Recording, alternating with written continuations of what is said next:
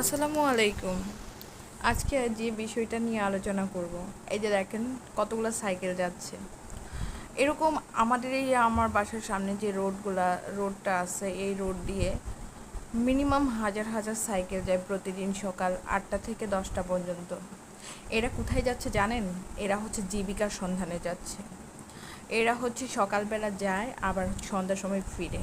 পাখি যেমন ওই খাবার সন্ধানে সকালবেলা বের হয়ে আসে, আবার খাবার খেয়ে সন্ধ্যার সময় তার আপন নিরে ফিরে। তারা হচ্ছে টাকার সন্ধানে বের হয়ে যায়, আবার টাকা নিয়ে রাতের বেলা তার ঘরে ফিরে তার সংসার চালানোর জন্য। তারা জীবন যুদ্ধে জড়িত। তারা যাচ্ছে মূলত এখন কাজের সন্ধানে। আর আমি যখন প্রথম এসেছিলাম, মানে ভাবতাম যে এরা কোথায় যায়, এরা এতগুলো সাইকেল কোথায় যায়। আমি মাঝে মাঝে চিন্তা করতাম।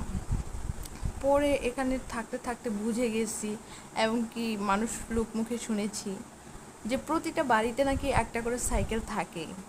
মানে যে হচ্ছে সংসার চালায় তার একটা করে সাইকেল থাকে। মানে যে বটবৃক্ষ, মানে বাবা নামের যে বটবৃক্ষ আছে তার একটা করে সাইকেল থাকে।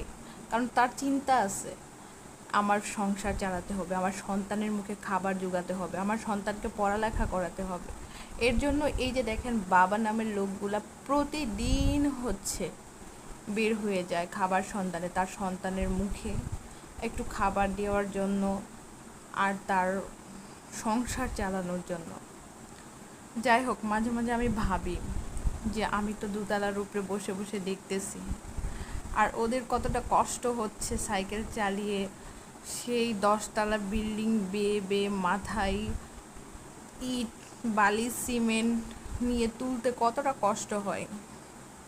যাই হোক, আল্লাহ সবাইকে ভালো রাখুক, এই কামনায়, এই দোয়াই সবসময় আমি করি। আমি কখনো কারো খারাপ চাই না। তো আজকে দেখাইলাম আপনাদের শত শত সাইকেল। আর আমি ভিডিও করলাম এর জন্যই যে মানুষের জীবন কতটা যুদ্ধে চলে। প্রতিটা মানুষ প্রতিটা ক্ষেত্রে যুদ্ধক্ষেত্র, তাদের যুদ্ধ করেই চলতে হয়। মানুষ কখনোই সুখী হয় না। হয়তো বা দেখবেন মানসিকভাবে যুদ্ধ করতেছে, নয়তো বা টাকার জন্য যুদ্ধ করতেছে, মানে নানান দিকে যুদ্ধ তাদের। আর হচ্ছে আমি এই ভিডিওগুলো করলাম যে আপনাদের সাথে শেয়ার করি, দেখেন কতগুলা। আর এই যে দেখেন খটর খটর সারাটা দিন এই বিমানগুলো চলতেই থাকে আমার বাসার উপর দিয়ে। আর প্রচুর পরিমাণ বিকট শব্দ হয়, কারণ আমার বাসা হচ্ছে এয়ারপোর্টের পাশে, একদম এয়ারপোর্টের পাশে। এগুলো হচ্ছে ট্রেনিং বিমান, ট্রেনিং প্রাপ্ত। তো ওরা হচ্ছে অনেকগুলা বিমান, প্রতিদিন অনেকগুলা করে বিমান চলে, উঠতেছে নামতেছে, উঠতেছে নামতেছে। এই তো দেখেন, এটা হলো বিকালবেলা সবাই বাড়ি ফিরতেছে। আর হচ্ছে আমার দুই রাজকুমার, আমার রান্নাঘরের অবস্থা দেখেন, সব লন্ডভন্ড করে ফেলেছে। এই যে দেখেন পেঁয়াজ, রসুন, আলু, তারপরে যত ধরনের মানে ঝুড়িতে সবজি, শুকনা সবজিগুলো আছে সবগুলা বের করে, তারপরে হচ্ছে ওই যে বেলচাটা পর্যন্ত সারে না, তেলের ক্যান ট্যান যা আছে সব এলোমেলো করে একদম শেষ করে ফেলে। দুইজনে মিলে রান্না করেই ওদের খেলাধুলা মনে হয়। আমি ভিডিও করতেছিলাম যে ওদের কাণ্ডটা একটু আপনাদের মাঝে শেয়ার করে নিই, কী অবস্থা আমার বাসার।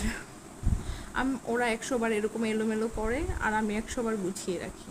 আর আমার বড় ছেলেটা এখন একটু বুঝে, ও হচ্ছে এলোমেলো করে আবার রেখে দেয়। আমি যদি বলি এটা এরকম করে করো, ওরকম করে করে, কিন্তু অনেক দুষ্টামি করে, প্রচুর পরিমাণ দুষ্টামি করে। দুষ্টামি মানে সীমাহীন দুষ্টামি দুইজনে।